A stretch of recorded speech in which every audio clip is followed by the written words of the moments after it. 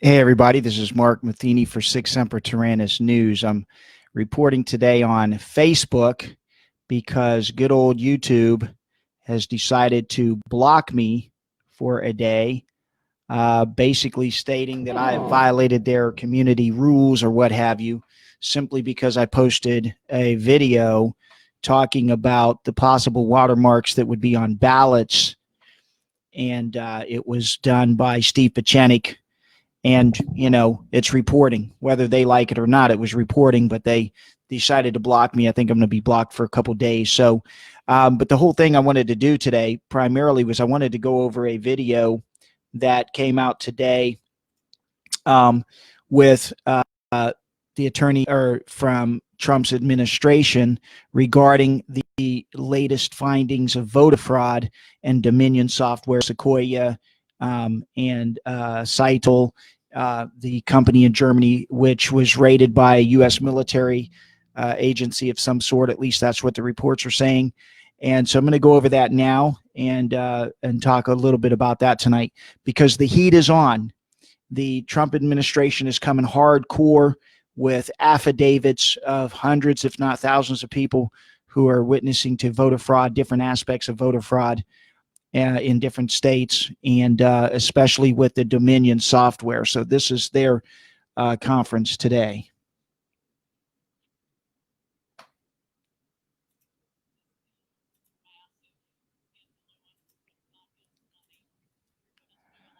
Cuba, and likely China in the interference with our elections here in the United States. The Dominion voting systems, the Smartmatic technology software, and the software that goes in other computerized voting systems here as well, not just Dominion, were created in Venezuela at the direction of Hugo Chavez to make sure he never lost an election after one constitutional referendum came out the way he did not want it to come out. We have one very strong witness who has explained how it all works.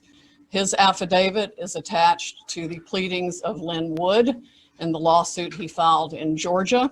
It is a stunning, detailed affidavit because he was with Hugo Chavez while he was being briefed on how it worked.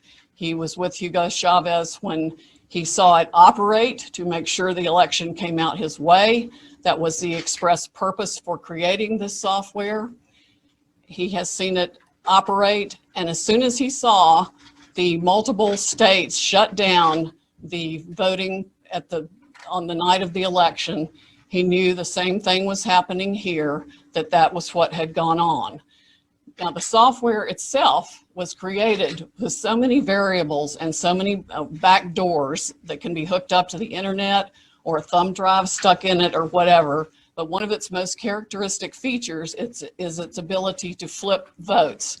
It can set and run an algorithm that probably ran all over the country to take a certain percentage of votes from President Trump and flip them to President Biden, which we might never have uncovered had the votes for President Trump not been so overwhelming in so many of these states that it broke the algorithm that had been plugged into the system. And that's what caused them to have to shut down in the states they shut down in.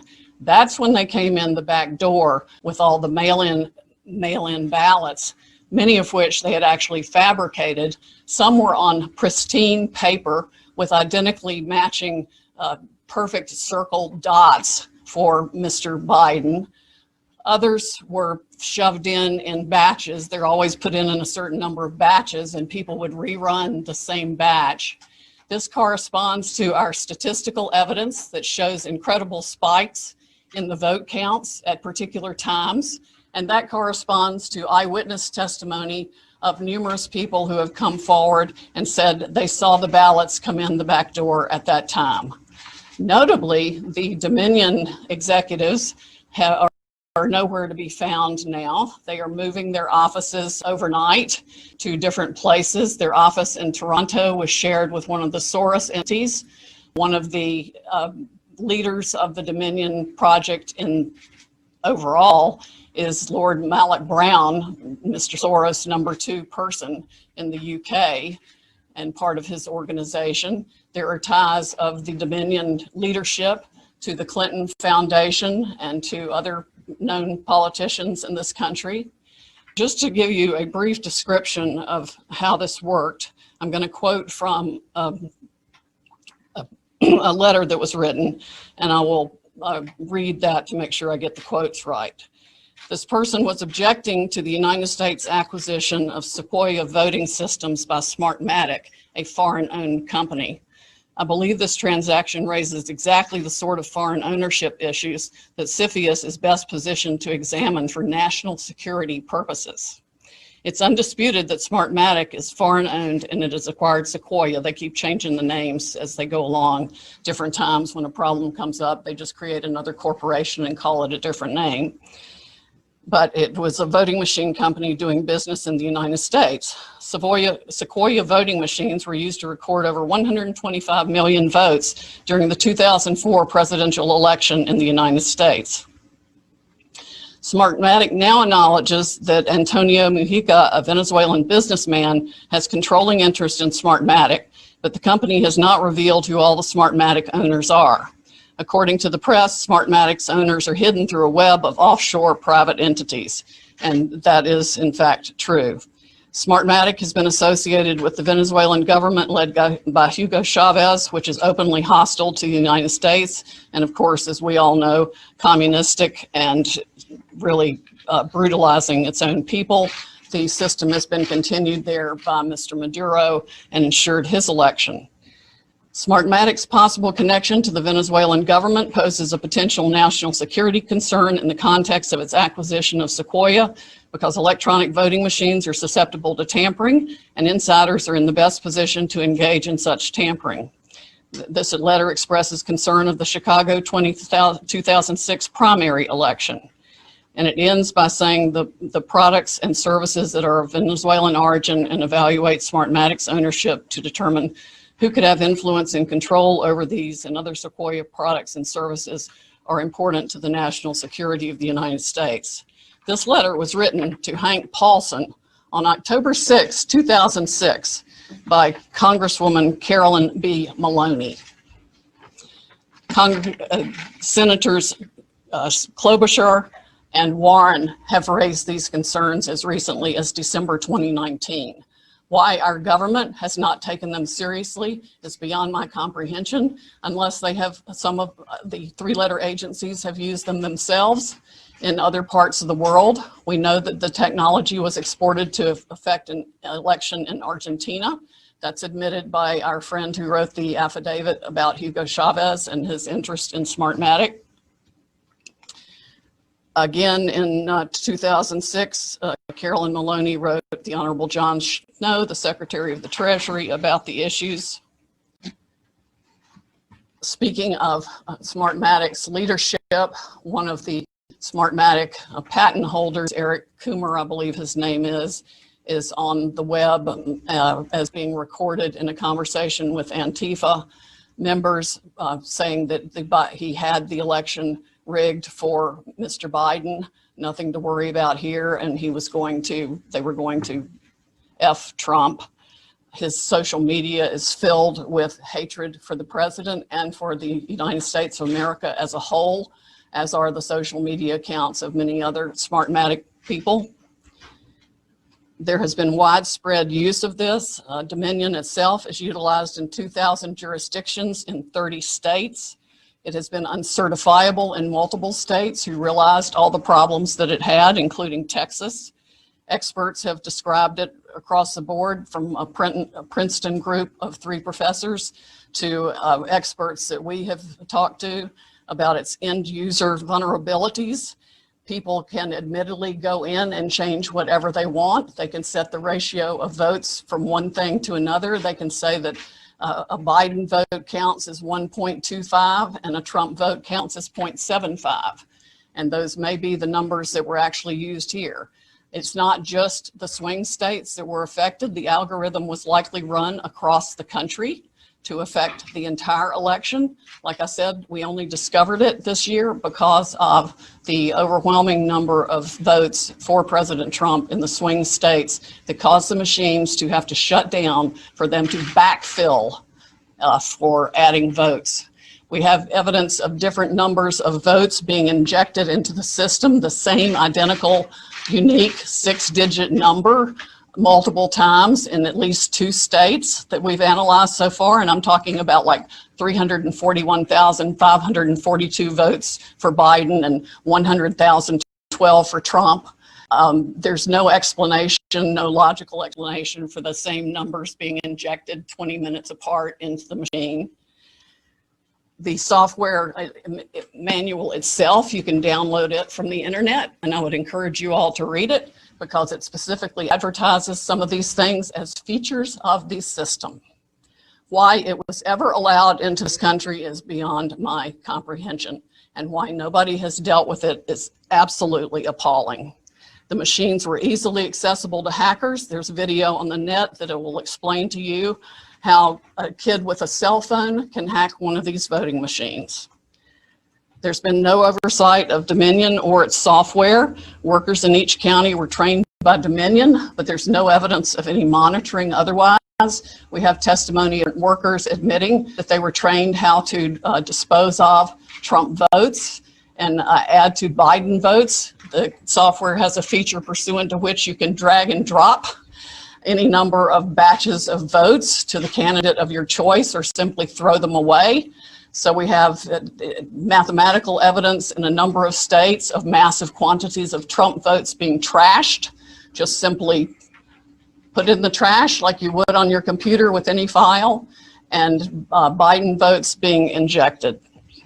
That's addition to the flipping. I mean, it really happens in 2 ways. There's an algorithm that runs that automatically flips all the votes, and then each operator has the ability to go in, override settings. They can ignore a signature. They can ignore the top line of the ballot. They can go down ballot and select who they want to change the results for.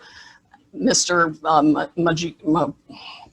The gentleman who founded Smartmatic, there's video of him on the internet explaining that, yes, at least one occasion, he admits they changed 1 million votes with no problem.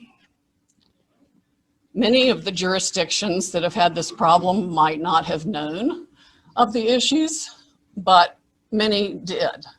And I think a full-scale criminal investigation needs to be undertaken immediately by the Department of Justice and by every state's equivalent Attorney General's office or state investigatory unit, because there's evidence of different benefits being provided to the people who spent $100 million of taxpayer money at the last minute for their state to get the Dominion voting systems put in time for this election in different ways. There's one person that a lawyer told me got, quote, election insurance, meaning that he would be able to make sure he was elected.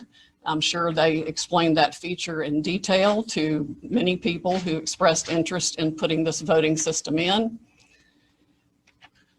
Texas denied certification of the Dominion system in 2019, but there are no doubt issues with the software that Texas did use, unbeknownst to Texas, I would imagine, since they went to great trouble to examine the Dominion systems and reject them.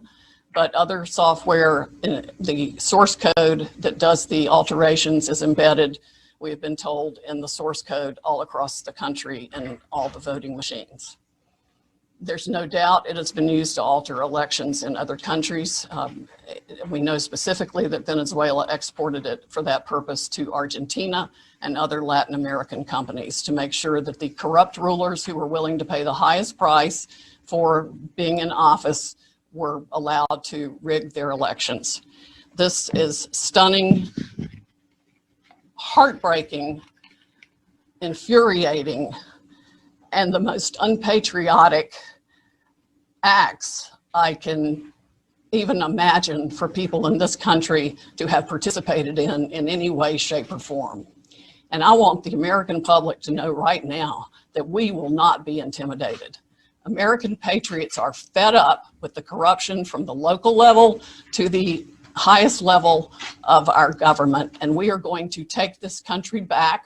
We are not going to be intimidated. We are not going to back down. We are going to clean this mess up now.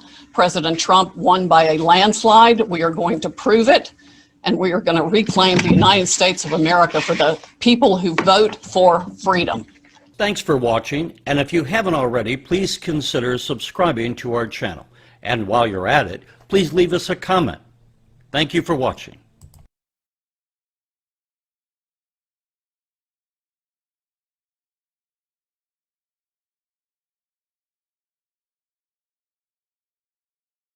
But that's what happened today with Sidney Powell and Rudy Giuliani and them coming forth and basically just exposing the fact that the Democrat Party has just, again, pushed the furtherance of this coup against President Trump, but not only that, against the American people, too. You know, they think we're a bunch of idiots, and yet now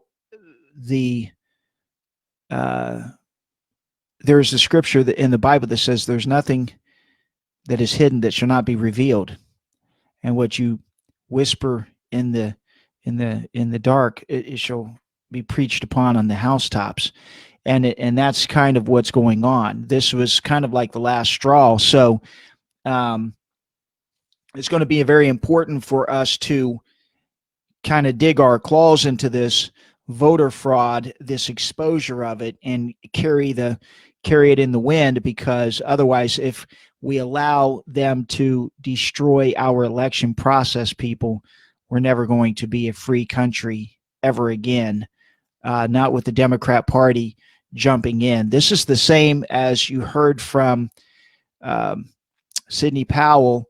This is the same system, the same voter system that was used for Hugo Chavez to basically corner the market on his presidency, or his dictatorship, as you would call it, utilizing the same programs.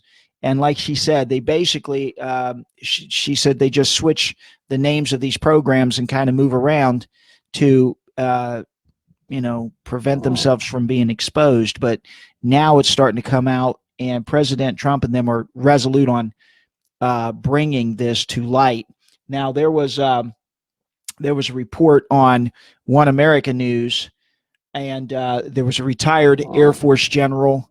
I've talked about him before, and he comes out and says there's evidence of voter fraud, and I'm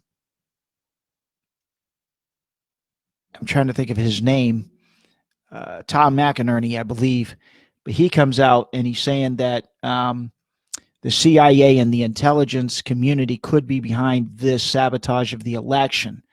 So that's alarming, to say the least, but not surprising to us, right? Because if you've ever watched these criminals, you know about them. You know that they throw elections utilizing programs, Hammer and Scorecard. These are the two. So today, after Sidney Powell and them came out with compelling evidence, the mainstream media like CNN and MSNBC and all them have come out with a campaign to silence that narrative of the voter fraud and say that all of it's just conspiracy theory. But here is Pearson Sharp on One American News talking with retired Air Force general, saying that the intelligence community and the CIA could be behind these efforts to sabotage the elections. A very good video. Here it is. Now I'm going to report that. Okay, come on. He warned that the CIA could be behind efforts to meddle with the election. Here's One America's Pearson Sharp.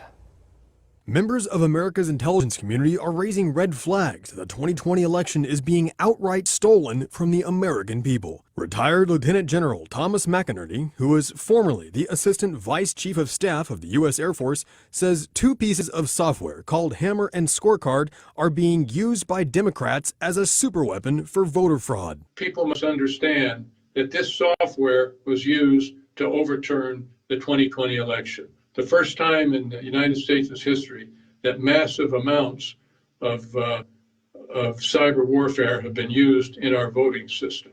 McInerney says the software was designed all the way back during President George W. Bush's first term in office. Hammer is a surveillance software developed by the CIA.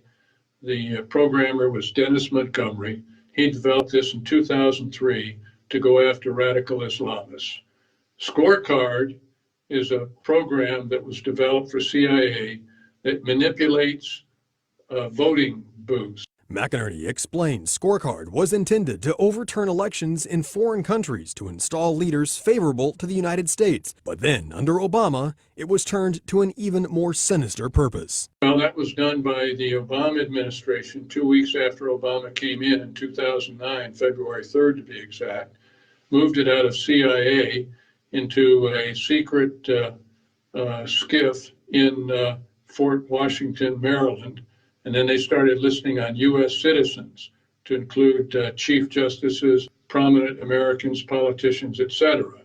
When that happened, Dennis Montgomery, who invented the programs, became a whistleblower. Under former FBI Director James Comey and former CIA Director John Brennan, both Hammer and Scorecard were redesigned to target American citizens, specifically the left's political opponents like Donald Trump. This software is highly illegal, but with President Obama's blessing, these deep state operatives went to work on not only discrediting Donald Trump, but on undermining the 2012 and 2016 elections. The programs were countered in 2016, but now in 2020, they were successful and managed to sabotage the election of President Trump by instead reallocating his votes to Joe Biden. McInerney says it was primarily used in the battleground states and is evident in the massive vote dumps for Biden in the early hours of November 4th, the morning after Election Day. We should be demanding from the president to expose these numbers publicly. You see news networks like Fox that are ignoring it. All of the mainstream media, they flipped on us. They do not want to hear it. They won't let people like me on. And they don't want to hear anybody mention it. They discount it completely. But we know it's true because we watched it being prepped.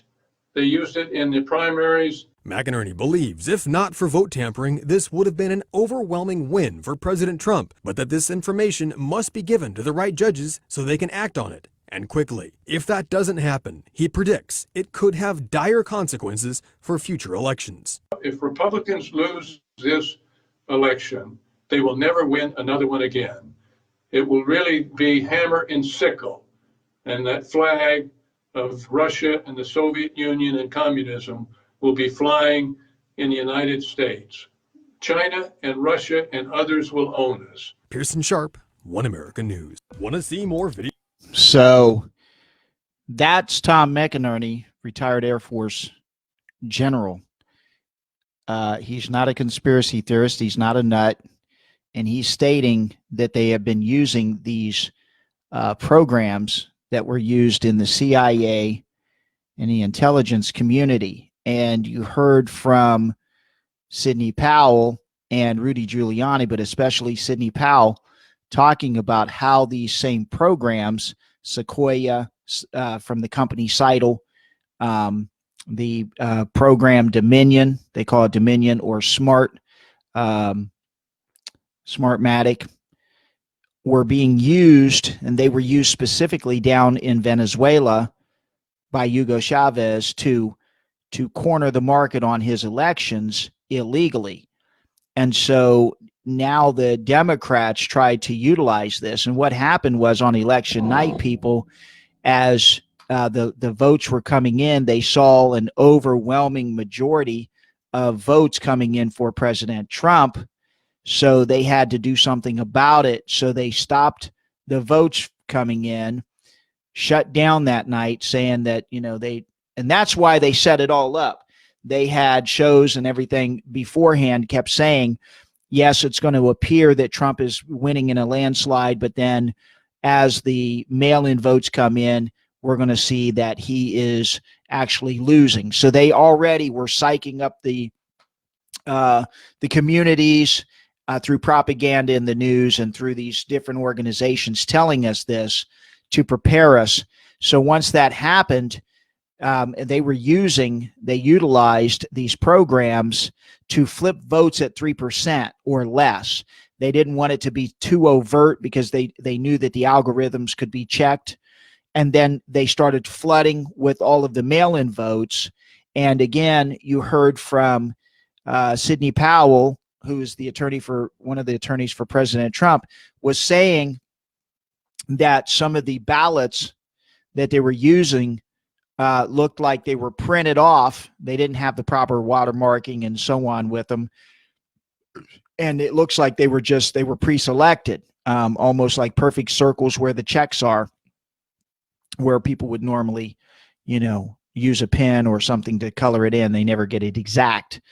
And she said there were thousands of those. And then the Dominion software flipped the votes, and there's algorithms, and Dr. Shiva, and there's many doctors and scientists who are showing, and mathematicians who are showing irregular reversals in the way the algorithms of the voting took place, especially in the wee hours of the morning, 3, 4, 5 o'clock in the morning, in the swing states, where all of a sudden the next day on November 4th, we started seeing massive amounts of votes coming in for Biden only. So again, this contributes to the fact that there was extreme voter fraud, is basically what they're saying. So this is why, people, we really have to be on this, and we have to get this information out.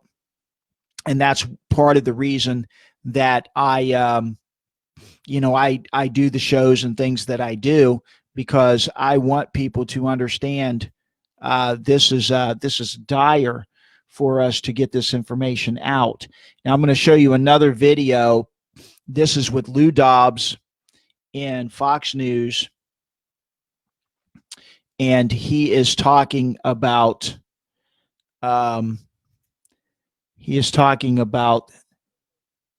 this report and on the state recounts and the FBI investigation. So I'm going to show that now. Let's go to that. And he is on the Eric Metaxas radio show with Lou Dobbs. Lou Dobbs is being interviewed by Eric Metaxas. So here it is now.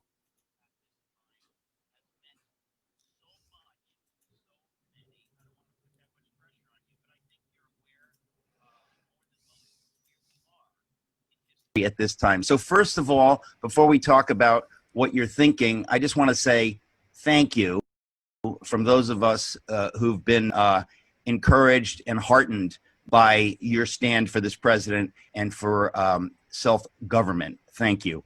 I didn't want to embarrass you. I just wanted to make you laugh, but I guess you've been doing some interviews that have been, unfortunately, important, because not many other people have been interviewing people like Sidney Powell. So can you talk about where you think we are? Those of us who saw her, we've had her on this program, but when we saw the Release the Kraken video and so on and so forth, I thought, this is a new day. Thank God for Lou Dobbs being willing to put this heroic woman on his program. What do you think of where we are right now? I think we're at a historic moment, obviously, in the history of this republic. It is. I think most people understand that too, Eric. This is not just a nickel dime fraud in a couple of precincts in Cook County. This is a nationwide assault on our electoral system, its integrity, and the fact that the national left-wing media, the corporatist media, are doing their very best to either diminish the moment or to ignore it altogether, is speaking very loudly to all Americans about just how serious this is. When we are looking at software that is not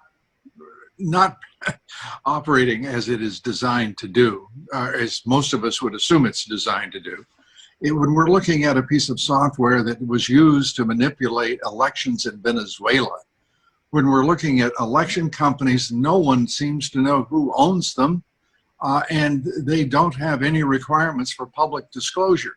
Only the state of Texas, Eric, only the state of Texas refused to license Dominion software, and they did so with such emphatic protection of the Texas electoral system. They're true heroes because they stood up against this. Now There's so many levels to this, Lou. That's what's I think difficult for people. I mean, on the one hand, Rudy Giuliani, I think yesterday on Newsmax or something, I had kind of went down the list of, we have this kind of issue going on in Nevada and this issue going into Georgia, whatever. And it's significant and probably ultimately dispositive, but it is not at the level of what Sidney Powell was outlining on your program the other day. And knowing Trump to be the genius that he is, I wonder whether he's kind of hanging back with that and letting people sweat. But what is your sense of how it's possible to put forth the information that Sidney and others have collected? Where do you suppose that is? Because folks like Rudy Giuliani really don't even mention that or go near that. I don't know if that's a different silo and they're not working in that. What is your sense of that piece of it?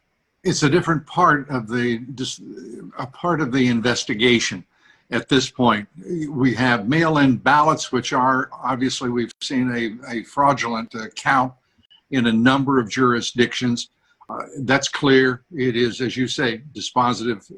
That's where we are. In terms of software and the operating systems that make up Dominion and two other voting companies in this country who have the majority of the market, what's the vast majority, 90% of the market, there's a coalition. We're told, I have it on very good authority, that the FBI is investigating. But aside from that, there are coalitions of private citizens and organizations who are trying to get to the bottom of what has happened. You will recall 5 states, their counting stopped at just about the same precise moment in the middle of the night, 2, 3 o'clock in the morning. Why did that happen? Contemporaneously, simultaneously. What happened during that period? Well, we know one thing, that Donald Trump was running ahead in the system. His votes, he had a significant lead. And when we emerged from that period in which they were offline, suddenly Biden had a lead. And there's no basis for it. There was no counting going on. There were no ballots to be run. Yet, suddenly, as many as 128,000 in one instance, 130 some odd thousand in another, all of those batches were all Biden votes, and no one can tell us where they came from. Are you startled, Lou, to be one of the very few voices holding out hope and more than hope that Trump would be reelected? I am surprised, honestly, that so few have been willing to go out on the limb that you've been willing to go out on.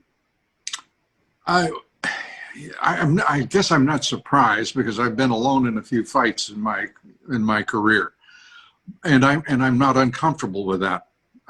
But what is troubling to me is that this is, I believe, has devolved to what to most of us it clearly is. It's a fight between good and evil.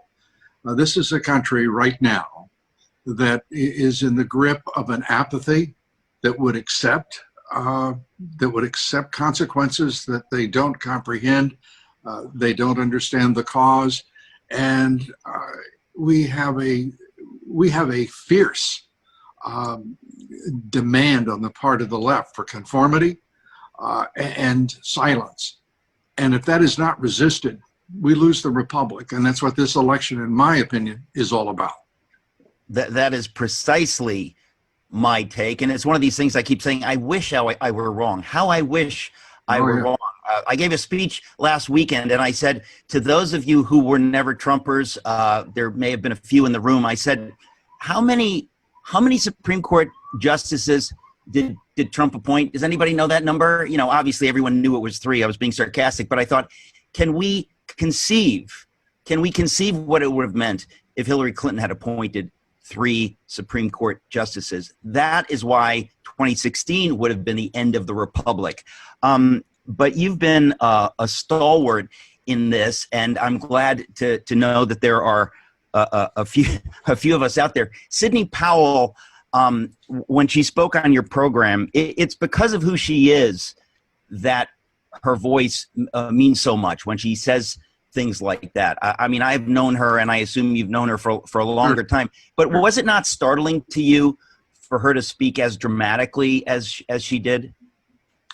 As you say, I've known Sidney a long time. She is one of the brightest appellate, if not the brightest appellate attorneys in the country. She is a remarkable warrior for this republic. She stands up. She speaks forthrightly. She's defending General Michael Flynn against what has been a 4-year persecution by the deep state and the radical Dem Party. And make no mistake, this is a persecution plotted, engineered. The incipient point is the DNC and the Hillary Clinton campaign, without question. So no, I'm not surprised whenever she stands up, and I'm never surprised when she does so against all odds. And right now, she is one of the few in our courts who stands between us and a great wound in our republic. But before I go on, I should ask you: do you have 5 more minutes, or are we going to have to go? Sure. Okay. Well, let me ask you. This will be good for you. This will make your career. Believe me, your numbers are going to blow up after this interview. Right. Let me just ask you. You have a new book out, or you have a book out called "The Trump Century." You seem to understand what this president means to this time in history. And when we come back, I want to ask you about that, because I think understanding the stakes focuses people. And the reason many people have not been focused or have not been heroic is because they simply haven't understood the stakes. We'll be right back with Lou Dobbs. Folks, I'm talking to Lou Dobbs. Perhaps you've heard of him. I got a little confused. Actually, he's the legend, and I'm the newbie. I always get little things like that mixed up, so don't pay any attention to it. Lou, your interviews with Sidney Powell recently have been very encouraging to people. Anybody who knows who she is doesn't take what she says lightly. She does not blow smoke. So you, in your book, The Trump Century, you talk about why he is such why he is himself so unprecedented. And I think, being a man of faith, you probably suspect that God raises people up for such a time as this. It doesn't really make sense that Churchill happened to lead Great Britain and the West when he did, or that Trump would suddenly arise right now. We don't deserve Donald Trump. And yet, by God's grace, I would say we have him. Do you think, with everything ahead of us, that he will be able to complete a second term, or start a second term? And we have a long road between here and there, but I truly believe that he will. I don't believe this country will settle for a coup against the President of the United States, because this has been a trail of travesty and tribulation for the country and for him from the moment he threw his hat into the ring in 2015 through 2016, when the government, the deep state, the permanent bureaucracy, and the Democratic Party and Hillary Clinton and the DNC conspired to block his candidacy and to block him from the presidency. They failed, obviously. Then they began another 11-month investigation by the FBI. Then the special counsel investigation, all without basis, without any evidence whatsoever. Then they moved it into, for crying out loud, an impeachment of the President of the United States. As he says, over a telephone call? Are you kidding? And the national left-wing media followed like guppies rising to the surface at feeding time. They behave as they always do, day in and day out, as pink little lapdogs, not watchdogs. They're a fifth column, not the fourth estate. And they conspired with the left to bring down this president. And they couldn't find a single bit of evidence. I mean, at least there should have been a parking fine warrant somewhere. They couldn't find it. and in 4 years. And this is just the continuation of what has been an effort to overthrow his presidency and to stop Donald J. Trump. Period.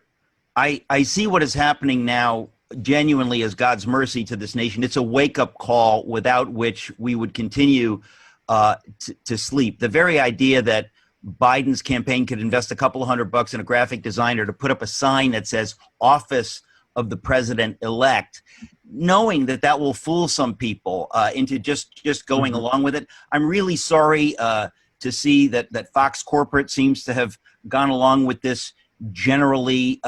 You're a big name over there. I don't know if I assume you can't speak to that issue. Well, I can speak to this issue. I'm responsible for a 1-hour show that we put on Monday through Friday. I can tell you I have never had interference from this network and any of its managers as to what I report on this election, and I think that is remarkable. So, you know, that's where I am. Look, that's all we need to hear, because I'm just, you know, with Judge Pirro being pushed off of her show that day and a number of other things. There are voices on Fox that have been sneering about the idea of the Dominion voter business, and it is disheartening to see folks on Fox. I haven't seen them on Fox Business. Actually, I have. I'm sorry. Sneering in the way that you could expect people on CNN to sneer. So there are a number of folks like you. Well, you know, when people sneer at us, that tells you something right away. I mean, that tells you that they are less than polite. They think they're superior to us. They think So that was Lou Dobbs. And, you know, Lou Dobbs is right. I mean, Lou Dobbs and basically Tucker Carlson on Fox has been the only ones who have remained kind of independent of what Fox is now becoming, is basically becoming the mouthpiece for the socialist leftist Democrat Party, basically, it seems like, because Rupert Murdoch, he has retired and his son has now taken over. So this is why, in my opinion, we're starting to see more of, it's kind of like when you saw the Drudge Report. The Drudge Report, all of a sudden, the Drudge Report was very, very hardcore conservative for a long time and pro-Trump, and then all of a sudden did a flip. And a lot of people thought that that maybe Matthew Drudge had sold the sold it. You know, they thought maybe he sold the newspaper or the website, you know, the Drudge Report, and come to find out that he had not sold it. So what's really going on with the Drudge Report? Now what's going on with Fox News? Because they're losing their base now, because, you know, I never really watched Fox News a whole lot, but I would glean reports, just like I do with, you know, other shows, other news agencies, even CNN and stuff occasionally. Usually, though, it was to show their hypocrisy or their lies. But with Fox News, most of the time it was to show, you know, that they were being pretty much truthful and reporting news. But now it's not so much more, not so much like that, really. And so now we have seen that Dominion servers were seized in Germany, and the findings of this are going to shake the global narrative to their core, because they've been trying to push this world government. And I've been talking about it for 12 years. A lot of times people say that's conspiracy theory, you know, and they want to look at it as that. But I'd been reporting for about this consistently for 12 years, that there really is a push for world government, people. And so they're utilizing things like global warming and global terrorism and now global plagues. And I discussed that in the past as to how they're doing that. And it's now starting to come to light. People are starting to see it. Even on the mainstream news, they're talking about globalists and stuff. Before, the term globalist was not even really in the news. And if you said that, they likened it to conspiracy theory and racism. But there was an interview on Newsmax, actually, and there was a Trump committee member, his name is Brian Trasher, who claimed overseas servers were have been seized. And now, I did reports on this in the past that these servers had been seized, and we were wondering whether these were seized by military apparatus of the deep state, or was it seized by the Trump, side of the administration in order to expose this voter fraud, to go through it and do an investigation. So here's what Brian Trasher says. He says, now that we have seized the servers for Dominion that were over in Germany, we're starting to get some raw data off of that, explained. I want everybody to listen to me. The things that are going to come out are going to shake the globalists at their very core. I'm going to show you this interview at Newsmax. Very compelling interview. Please, guys, like, share, and subscribe to this channel. Right now, I am not on YouTube because they have blocked me for simply reporting truth, and they don't like that, especially if it favors President Trump and conservatism.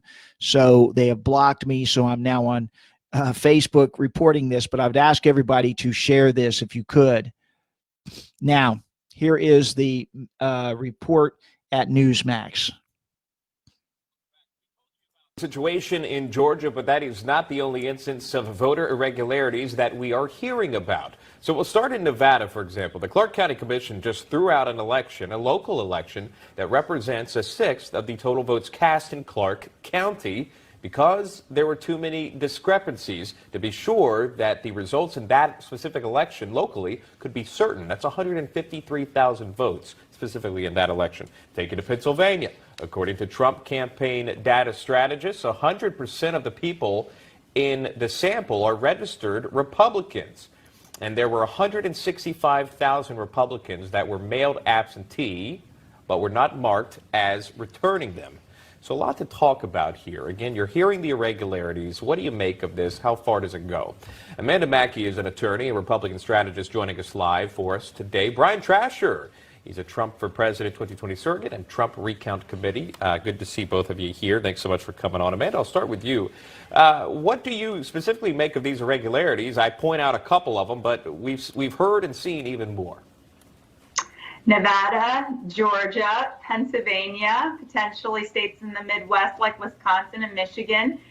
We've been hearing this for the last now 2 weeks from the Trump campaign, and this is real. We cannot ignore that these irregularities have happened. Fraud has happened.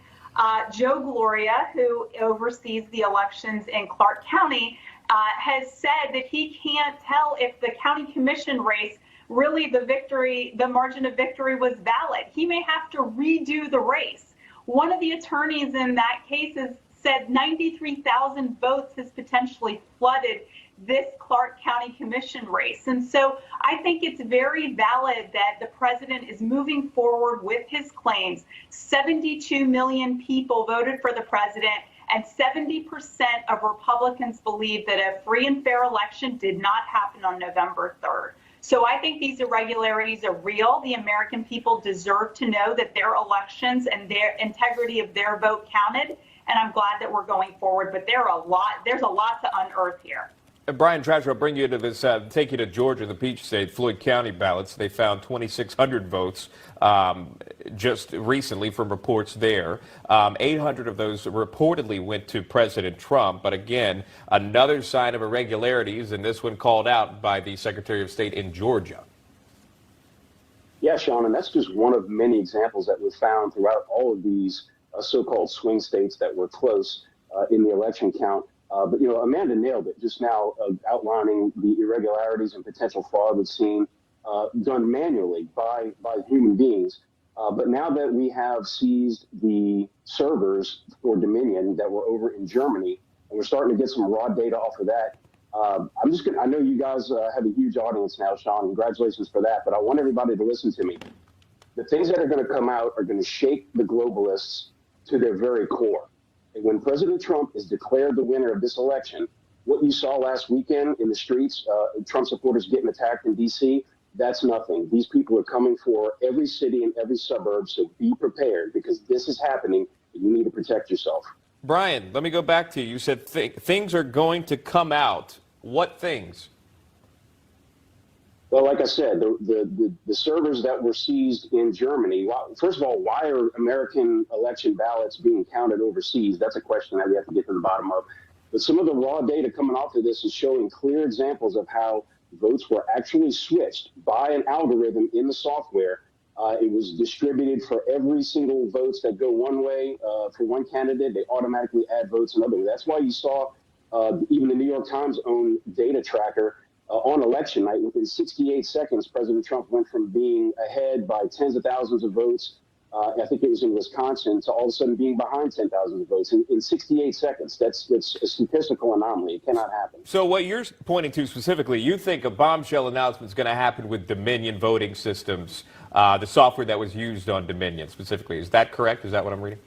The fact that Dominion and Smartmatic have become household names in America is freaking the Democrats out. You can see them on Twitter. You can see the media melting down, just absolutely amplifying their false claims that there's no evidence. There's evidence that's being filed in courts all over the country. And today is the first time that we're actually going to be appearing in federal court. All these little suits that got dismissed here and there were all state courts run by Democrat hack judges. So we're about to see the real deal start, and this is going all the way to the Supreme Court, Sean. Amanda, let me bring you into that. Do you have any comment on that, what Brian just said? You know, I think that there certainly are irregularities, and, you know, I think that what we know is that there are ties with Dominion to very liberal and fundraisers for the Democrats. There are ties to Venezuela and Hugo Chavez. These are things that should concern every American. I can't speak to the specifics of what is exactly going to happen with Dominion, but I can say, having done a lot of research on what has happened since Tuesday in these battleground states, we have a lot of work to do, and the Trump campaign is right to bring these suits for the American people, really on behalf of the American people. This is good for democracy, and I've said this all along. Joe Biden should be pushing for this. He should be pushing to make sure that the integrity of every American's vote has counted, and he has not done that. In fact, they've done just the opposite. They've done a victory lap when there are all these allegations, whether it's Dominion, whether it's finding votes, whether it's everything that's happening in Pennsylvania on equal protection grounds and due process. This is far from over. Well, something's got to happen this week. There's no doubt about it, one way or the other. The certification process among states begins, I believe, November 20th, and it'll move on through. So you would have to see something by then, unless it gets delayed, and this is a whole different ballgame that none of us have ever seen. Nevertheless, we're out of time. Amanda Mackey, good to see you. Brian Trasher, thank you so much. Always great to hear from you guys. So one of the main themes in this was the Dominion software. This keeps coming up, and this is the main, in my opinion, the biggest card in the hand in the deck that President Trump and them have, because really, if we can prove that the Dominion software was purposely used and maliciously used by the Democrat Party, that should right there in and of itself be able to give the upper hand to President Trump, because if they can go in and show through the algorithms and the studies that basically the reason they grabbed those servers was because they were saying the servers would show the organic voting. And in other words, they would show the original votes before they were flipped and so on. And that way they could go through and they could sort through and find out exactly how many, votes President Trump had actually, and so on. And actually, from reports that have already come out from findings of this Dominion software, if indeed the president administration has it, which they're saying they do, there are reports. It was on Mark Levin. There were reports on One American News, on Newsmax, and other agencies saying that President Trump won as many as 410 electoral votes, which is amazing. And so this is why the Democrats are fighting so hard. If you listen to Rudy Giuliani today in the live broadcast that they did, the conference, one of the things that Rudy Giuliani said was, one of the reporters came out being antagonistic against him and said, why are all of the lawyers bowing out of helping President Trump?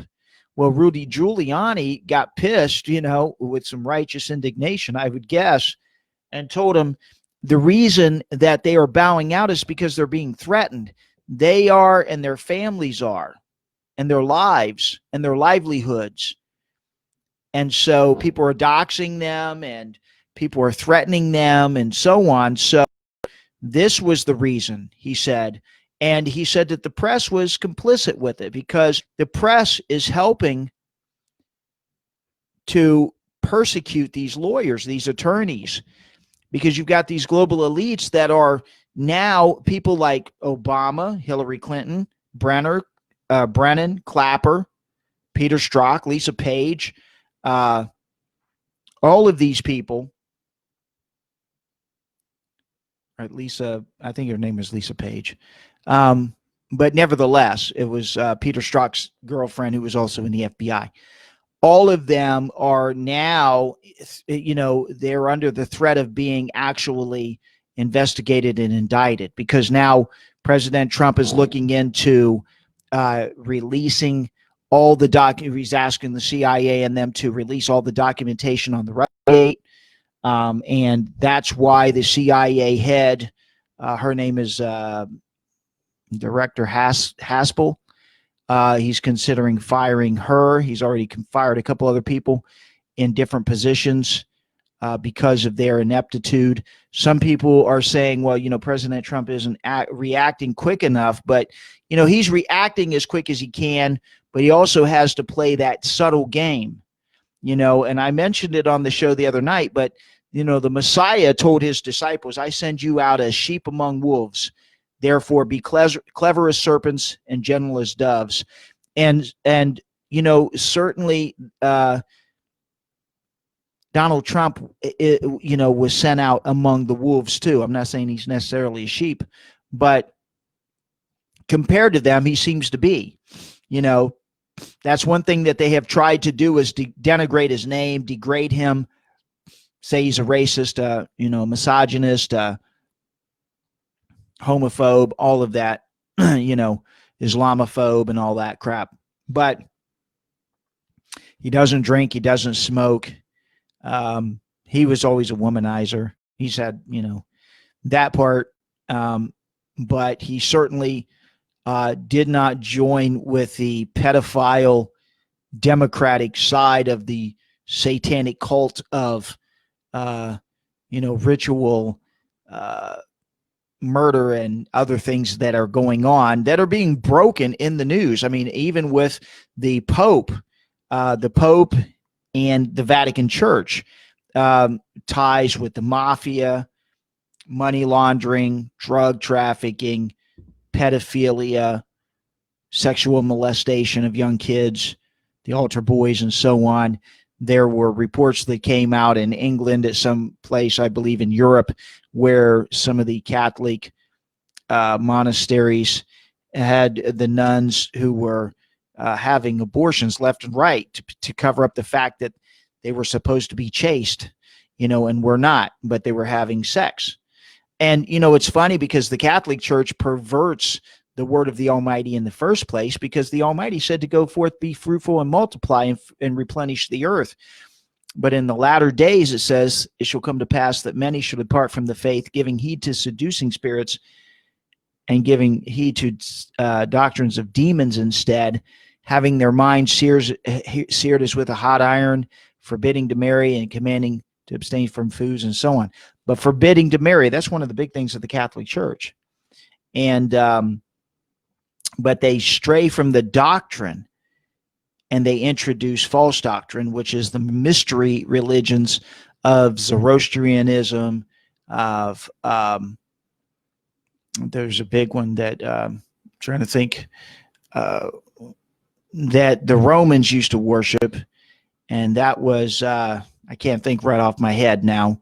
Whenever I come up with something, it goes right out the door. But there was a big god that they worshipped amongst the Roman soldiers and so on, and I can't think of it right now, but it'll come to me. Nevertheless, these are the mystery religions, and Zoroastrianism, and some of the pagan philosophies, but I can't think of the main one. It's a big one, but I can't think of it right now. So you have now this stuff coming out, and one of the big things was with this whole Dominion software coup. You have a man named Lord Malloch Brown, and he basically is the British hand behind the coup to oust President Trump, because we have the American side with these members who are trying to take President Trump out, and then you have the British side as well. And throughout this 4-year drama, with Russiagate, you have the hand of British intelligence, which is now revealing itself. It's starting to come out. And there's a man named Sir Richard Dearlove, and his former MI6 underlying Christopher Steele, who played a driving role in pushing the Steele dossier, the phony dossier. And also there's the involvement of Oxford Rhodes scholar Strobe Talbot in composing and promoting and marketing this false dossier that targeted members of Congress and the media to British Ambassador Sir Darroch, who was caught flooding the zone with British intelligence assets so they could shape, Trump's perception of the world, to the array of British entrapment operations that targeted Michael Flynn, for example, back in 2014 in London. And wherever you look at, you have the hand of the British intelligence that's in on this, because I've always talked about it in scripture that you have two beasts that rise up, one that rises out of the sea, the other out of the earth. The beast that rises up out of the sea is the revived Roman Empire and Europe. And then the beast that rises out of the earth is the United States. So you have these two beasts working in concert to destroy the United States, to create world government. And so they're now talking about the global reset, Agenda 21, sustainable development. And now we have this crisis called coronavirus that they're utilizing. As Rahm Emanuel said, never let a good crisis go to waste, because you can often do things that you normally wouldn't be able to do. And so while all this effort is being made to downplay the British side of this deep state, this new world order by the media, which, tends to portray this from a partisan narrative of Democratic Party corruption and so on, a lot of people are missing missing the tail that wags the dog, so to speak. So that's what you have. And really the truth that people really find uncomfortable, or, people may be too afraid to talk about or too corrupt to admit, that you think about it. John F. Kennedy.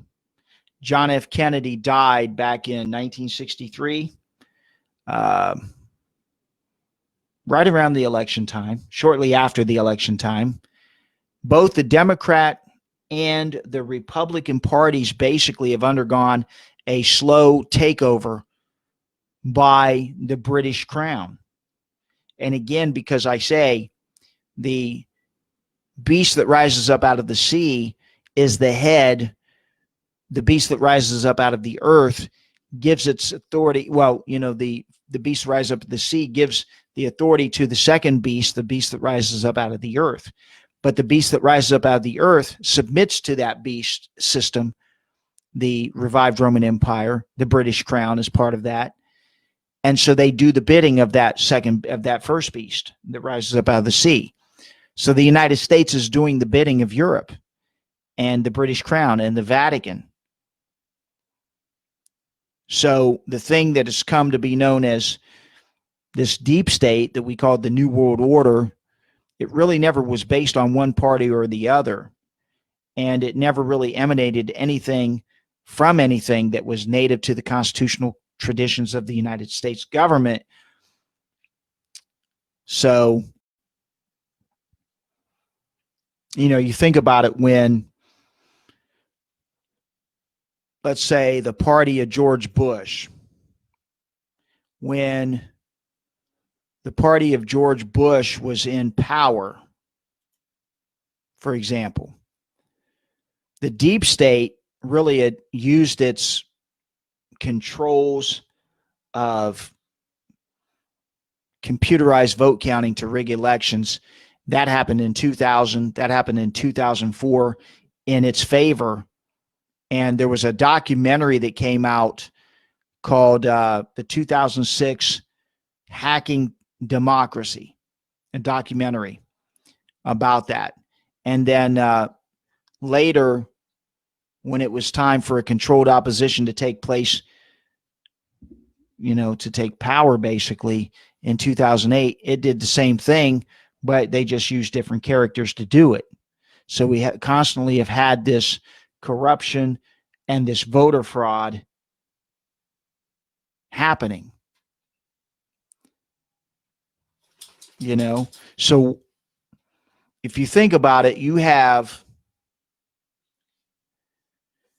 one side of this unipolar world government agenda, and it was driven by a view that the United States would be like, the global police force, basically, always governing some system of perpetual war, and they'd have an unelected elite, managing the system from above, called technocracy. And then you had another side to this that believed that the United States would surrender its claims to sovereignty to this international body, and they would have technocrats running the system and financiers, in the World Bank, the Bank of International Settlements, and so on, managing all of this. And they would be funding the military industrial complex in perpetual war, because like Zbigniew Brzezinski and, Henry Kissinger especially said, basically in NSSM 200, we have to keep population levels down. And so therefore peace is not sustainable, because in peace you got population levels that explode. So you have to have war, you have to have famine, you have to have certain crises that keep the population levels down. And so this is NSSM 200. You can check that out sometime, look it up. I think he published it in 1974, Henry Kissinger. And so now it's becoming more and more increasingly clear that there's massive election fraud, and it's swept across our country in an effort to basically complete what they couldn't do with Russiagate, and that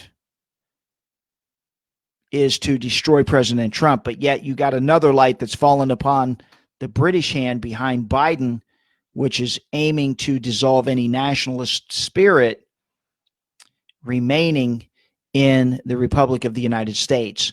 They want to destroy nationalism. Remember, President Trump came out and said Americanism, not globalism, will be our credo. He talked about nationalism, being a nationalist. In his speeches, in his words, this is what President Trump talked about. Being a nationalist, loving your country, wanting what's good for your country. He said to other countries, you should want the same things, just like the United States. And he pushed this. And the globalists didn't like this because they were attempting to destroy national sovereignty, slowly eroding it, they said. Eroding national sovereignty, a little here and a little there, like big waves just coming in and eroding the beachheads. That's what they wanted to do for the United States. And so this is what their agenda is. And President Trump came along and is kind of destroying that push. And so you have this big company, a private computer voting system in the United States, which serves 30 states. And they service these, 30 different states that have this Dominion software. And you got 70 million voters was basically at the heart of this current election theft. And it's clear that Dominion Voting Systems, which is a Canadian company, and it dominates the U.S.'s private computerized voting systems, but it's also tied to Smartmatic, and that's what Sidney Powell talked about today. And if you don't understand that, Smartmatic basically is the company that furnishes the voting machines and its software with all the backdoor codes and all that to governments all around the world. And it's highly tied to the Clinton Foundation. It's tied to Soros's Open Society Foundation, and also Nancy Pelosi's chief of staff. So this is where it starts to get, this is where you start to see why it's important to expose Dominion and the British Crown, all of these people who are trying to destroy President Trump. And not only that, but the key figure that controls Smartmatic is this man, Lord Malloch Brown. And he's the former chairman of George Soros's investment funds in 2007, as well as Soros's Open Society Institute and the World Economic Forum. He's a former vice president at the World Bank. He was there from 1995 to 1999. He was UN Administrator for Development from 1999 to 2005, and the UN Deputy Secretary General and the UK Minister to the State of Africa, Asia, and the UN from 2007 to 2009. And these are just some of the jobs that he's had. So this, as you start to see it, globalism. This is globalism. And he's not your typical British agent, though. And he's had a lifelong affiliation as well with Soros. His name is Lord Malloch Brown. And he also is a Knight of the Order of St. George and St. Michael. So he's tied with the Vatican. He played a role of color revolutionary godfather, and he was also the key controller of such technocrat-friendly puppet leaders as Corazon Aquino and her son, Benigno Aquino of the Philippines, and also Georgia's George Saakashvili, and even the hapless talking ego Barack Obama. So ties with all of them. And then he also had an apprenticeship under the cover of UN aid worker. And he was also a marauding journalist for the London Economist. And then he started working for a Washington consulting firm named Sawyer Miller in 1985. But it was around this time that he was deployed to become the advisor and the speechwriter to Philippine opposition leader Corazon or Cory Aquino under the supervision of the Secretary of State George Shultz. And he was a darling of the Western establishment, but he had nearly an impossible task of challenging the popular nationalist President Ferdinand Marcos, who had steered his country into economic sovereignty in opposition to international financiers since his inauguration in 1965. So this guy is tied in a lot of things, and he took control of Aquino's campaign. He transformed it into the People Power Revolution that was in many ways successful. It was a successful color revolution, basically, in modern times.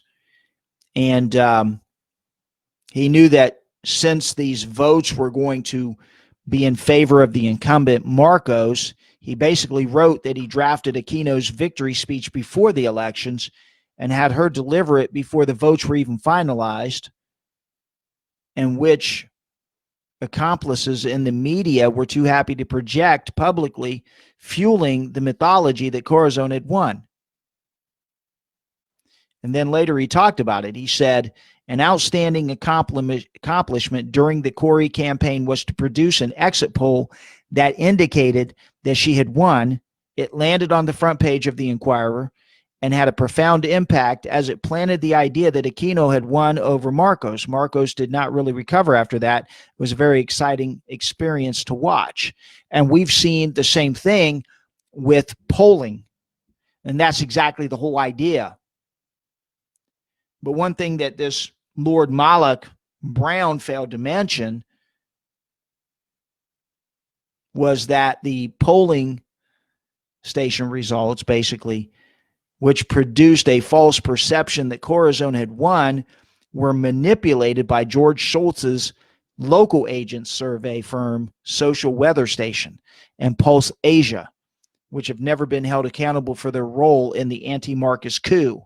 So this was during a coup, people, that they manipulated the polls.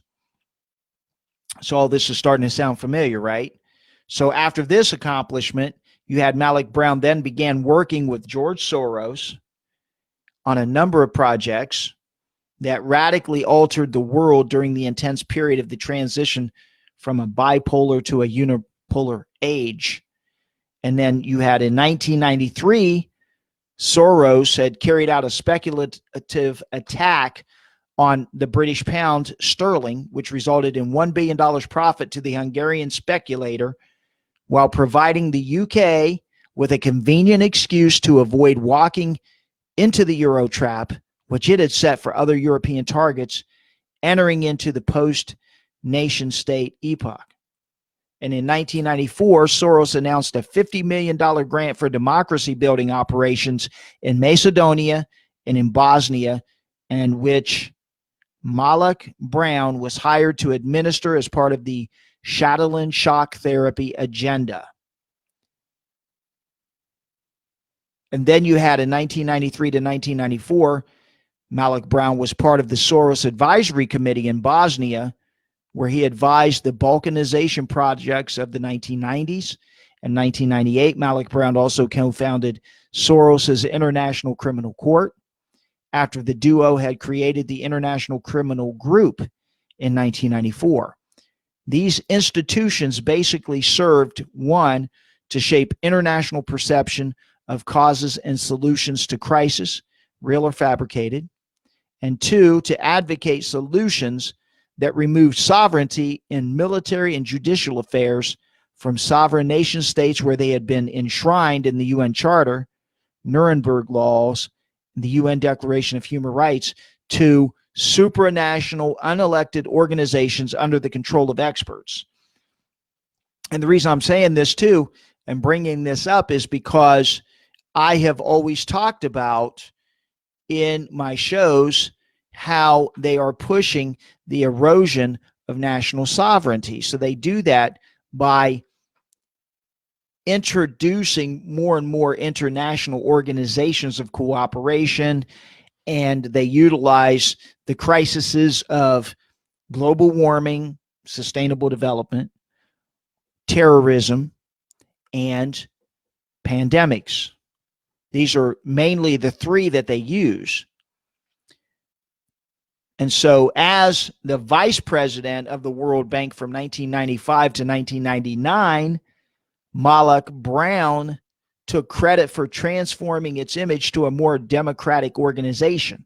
And then from 1999 to 2005, he led in the creation of the Millennium Development Goals, which increasingly tied UN funding to George Soros's Open Society operations internationally.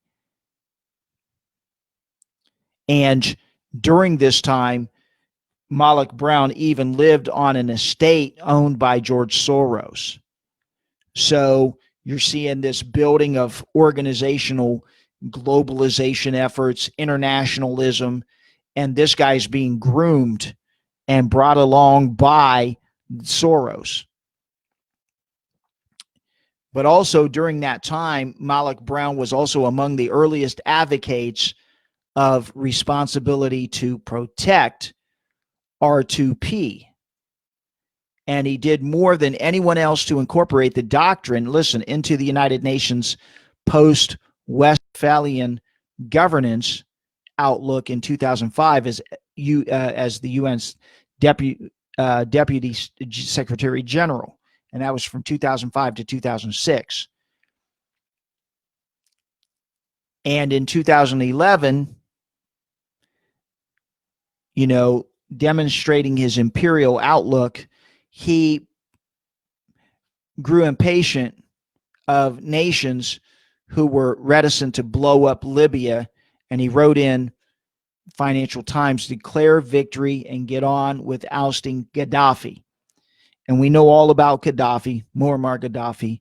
We know why Muammar Gaddafi basically was overthrown.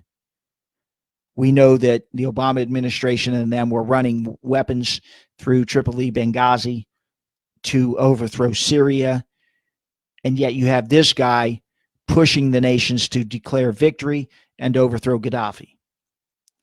But he was also the co-chair of the International Crisis Group, which was born of the seed money of Soros, and on whose board of trustees sat Larry Summers, remember, Joe Biden's advisors, Jake Sullivan, and both George and Alexander Soros as well. But Malik Brown supported the narco-terrorist-linked Kosovo Liberation Army, which was also propped up by the CIA and NATO during the Bosnia crisis, coordinating closely with his Rhodes Scholar colleague Strobe Talbot, who referred to Soros in 1995 as a national resource, indeed a national treasure.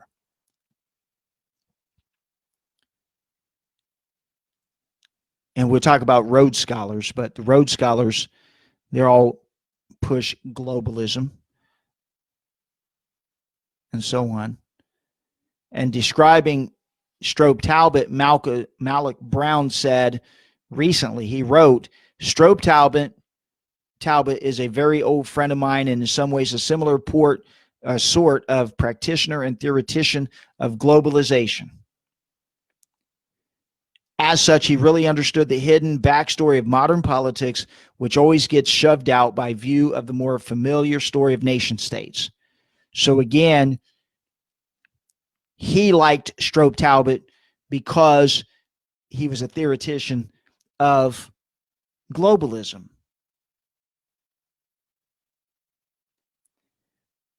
But after bankrolling Georgia's Rose Revolution in 2003 that put Soros's Saakashvili in power, the Georgian state was rendered ungovernable due to a mix of vast incompetence and corruption. Here we have Soros and Malik Brown that came to the rescue, and they organized 25% from the UN Development Program headed by Brown. And basically what they did is they organized in 2004 an event in New York. And what that did is that garnered about 1.5 million for the Georgian government in reform programs, basically.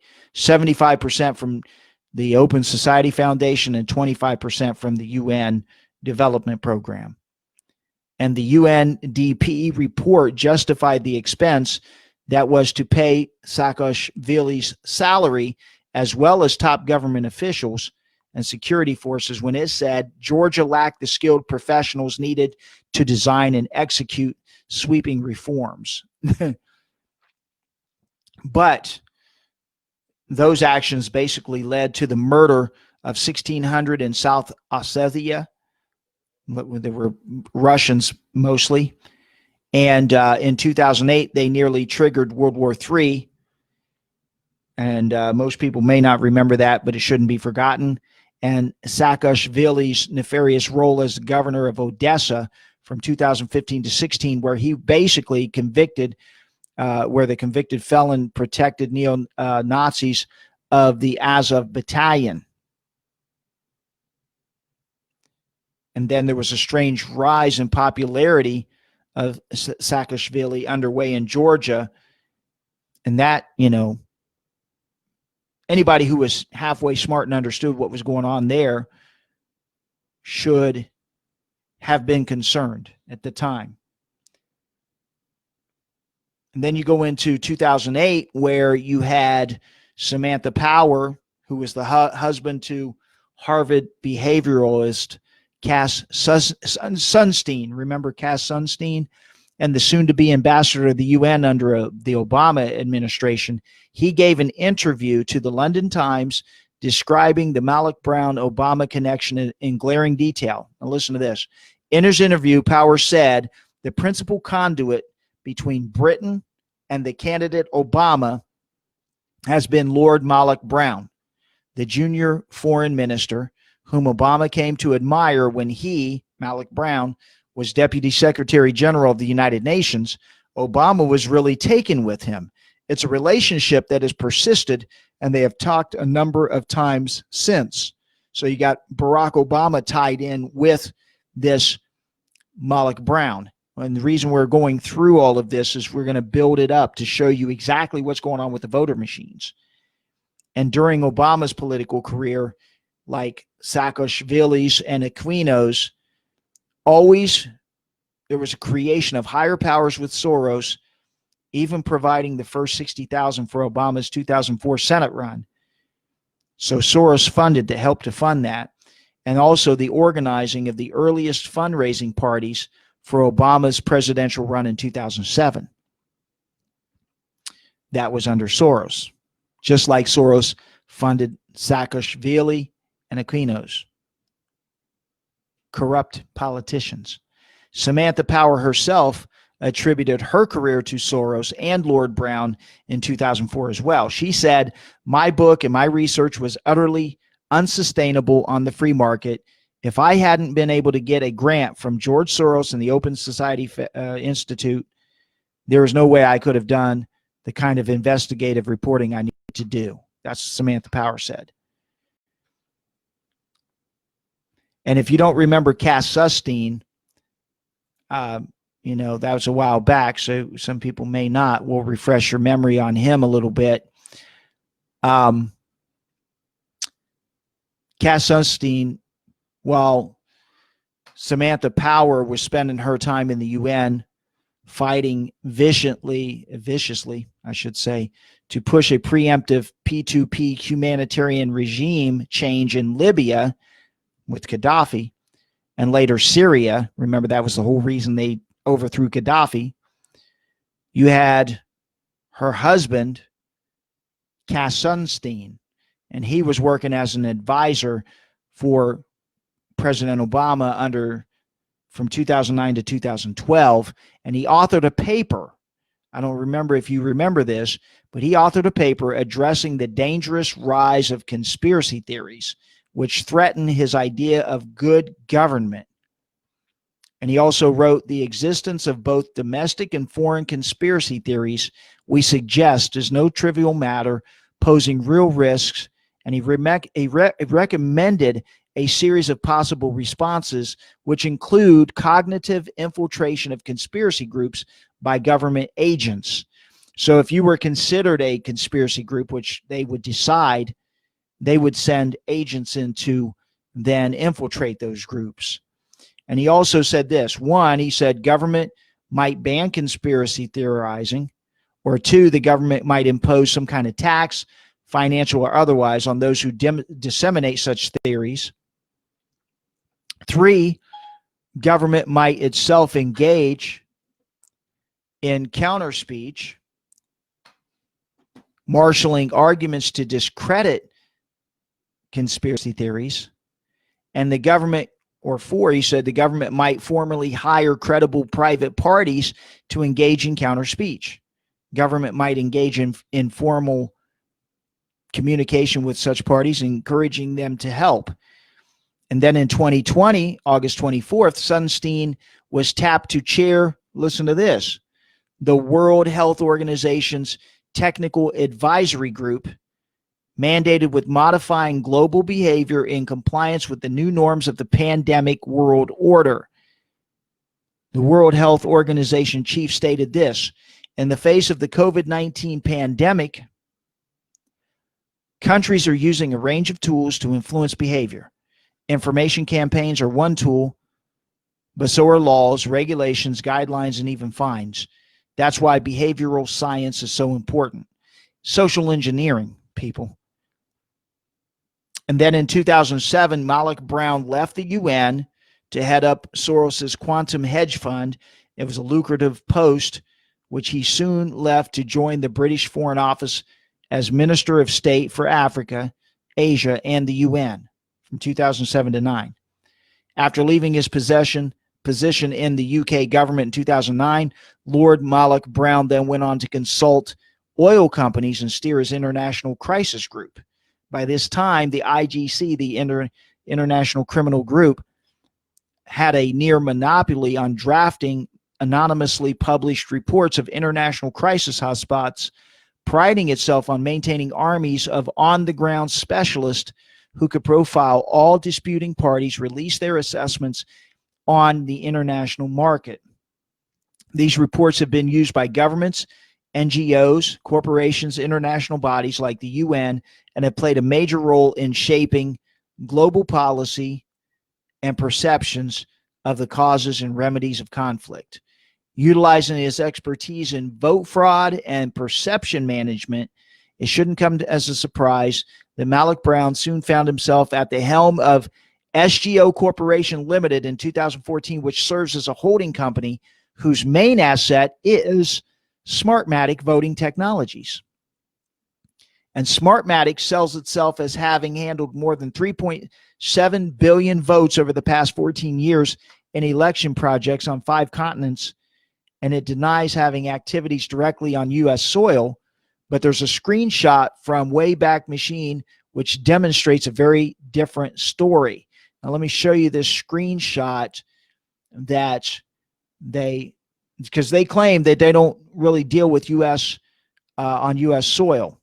But let me show you this screenshot. You'll be interested to see. Here is the screenshot that denies that, or at least counteracts that. If you see United States elections 2006 to 2015, and it shows that they were involved in that. 2006 to 2015, before President Trump. Okay. So that's important to remember. We're going through this. So Lord Malloch Brown, who's been heavily invested with Soros and these machines that have thrown the election. And since 2010, Smartmatic has been found to have been the heart of the election fraud in Mexico, in Venezuela, in the United States, the Philippines, where their first president election using the system resulted in the victory of Corazon Aquino's son, Benigno Aquino. After mountains of evidence have come to light of Smartmatic's role in systemic fraud, the IBON Foundation called out Lord Brown as a foreigner who has made his career out of influencing elections. It says it's an irony of history that not only did Lord Malloch Brown install a second-generational cardboard cutout tout into power in the Philippines, but deployed his own voting system to undermine the popular Ferdinand Marcos Jr. in favor of the Liberal Party's Len Robredo during the 2016 elections. And luckily, in the same year that Trump was to beat the system via his landslide popularity victory in USA, a similar victory occurred in opposition to all odds when nationalist President Duterte took office and later demanded the Philippines rid itself of Smartmatic technology. Because there's some people who know about this. And so now we come to 2020. And so speaking to the World Government Summit of June 2020, alongside Cass Sunstein and an array of other Davos creatures, Lord Malloch Brown expressed his disdain for the rise of the multi-popular alliance led by Russia, China, and Trump's USA, which was obviously endangering his life's work. Malloch Brown hypocritically attacks China for being a regime that has no respect for individual rights and has only a concern for the many. But then he calls out the rise of authoritarian governments, Russia, China, India, Turkey, Hungary, and USA, which he believes must be stopped at all costs. He says, in the wider world, a more authoritarian form of government is the new majority. It is not China alone. This new majority embraces leaders who come to power by the ballot box and those who didn't, but who all share a preference for nationalist foreign policy, the weakening of domestic institutions and rule of law. So he hates national sovereignty. Malloch Brown obviously felt very comfortable with his audience and assumed that nobody would think the obvious hypocrisy of his admitting that these new majority nationalists often come to power by the ballot box and thus embolize democratic principles, while his social engineering defense of individual liberties and freedom of choice always occurs outside the democratic volition of the plebs, who are obviously considered too dumb to know what's good for them, and also at the expense of the many who must be sacrificed in wars, regime change, and the anarchy for good, for the greater good, basically. So these hypocrites were made even more obvious in October 26th of 2020 in a keynote speech on the topic of UN at 75, slow death or new direction. In this speech, Lord Brown calls for the creation, listen, of the reformed United Nations to avoid its obsolescence by getting rid of the Security Council, which has prevented necessary humanitarian actions due to the insufferable veto held by Russia and China. When asked how the veto may be abolished, Lord Brown admits that nations will never acquiesce, and so the only way we're going to get rid of these entrenched members is to embark on this and to make him largely irrelevant. We have to work around the Security Council. And how would anybody be expected to work around the Security Council? Well, here's what he answers by calling for the empowerment of civil society clusters or civil society mosaic that can harness energy coalition of non-state actors. And he states, building variegated coalitions of state and non-state actors willing to be first movers on different parts of this agenda is not a new path to the action in the UN. Now it needs to be turbocharged. The world won't wait for the most for the most plotting and resistant nations to sign up to action.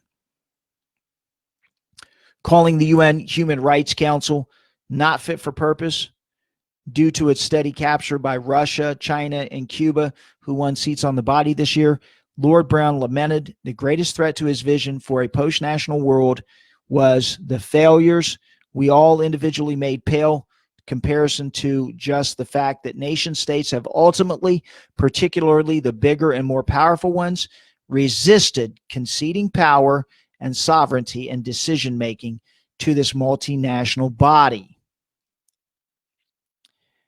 So this is the British hand behind the current phase of this Russiagate 5.0, which has come closer to its objectives of running an American coup than any other moment in the past 5 years, or the 4 years, since they've been trying to get President Trump out.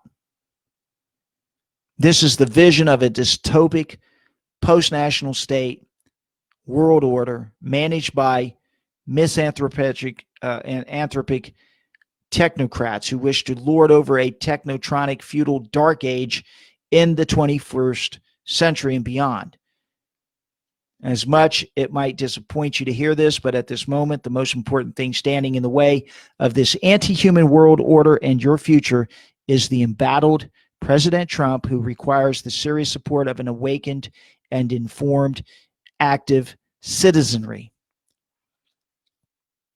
Like it or not, this is who is fighting with us, helping us on our side to maintain law and order and our Constitution and our liberty, people. He's the same man who came out and said, I'm not going to enforce vaccines. I've shown several articles. He's the same one that said we're not going to do lockdowns while he's in the administration. So this is why we have to keep him in the administration. We have to stand up and support President Trump, not for the sake of President Trump. He's not a messiah. He's a president. He is a man who loves his country like we do and who wants to protect it, preserve the Constitution, push Americanism, not globalism. He's been attacked, maligned, put down, all of these things. And all he's trying to do is help preserve the country. That's why it behooves us to stand with President Trump and demand a proper accounting of this election. So with that, people, I am going to sign off. Please like, share, and subscribe. Please share this video with others. Like I said, I can't get on YouTube. They've shut me down for a couple of days. I don't know how long it's going to be shut down, but they basically shut me down. So that's why I'm on here now. And I hope that you enjoyed the show. I hope you'll spread the video. And I'm going to get ready to sign off. So I'm going to end this broadcast with a great video. Let me pull that up now. There's a gentleman who called President Trump the greatest thing since sliced bread. So I'm going to play that now.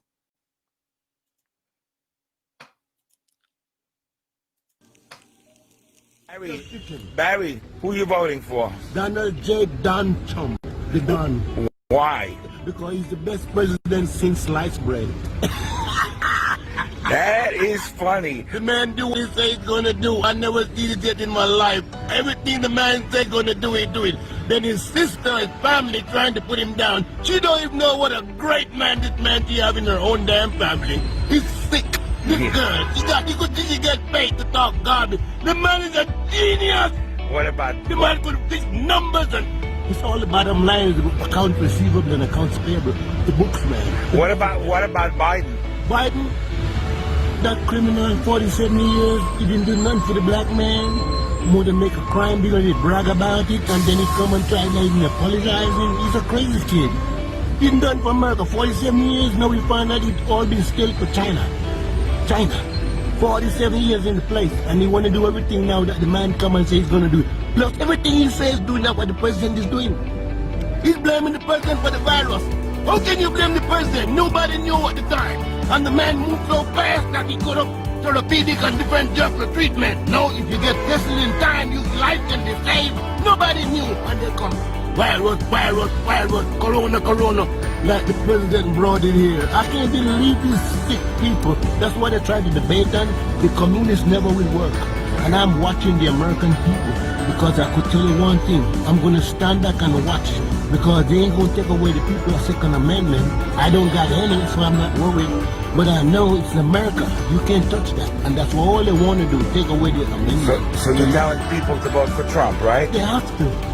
If they do not vote for Trump, it's finished, brother. God is in the midst. He's sealed and covered by the blood. They can't touch him. God sent him the right time. Believe me, I'm here 47 years. And this is the best. The best. This is the greatest thing since sliced bread. Sliced bread.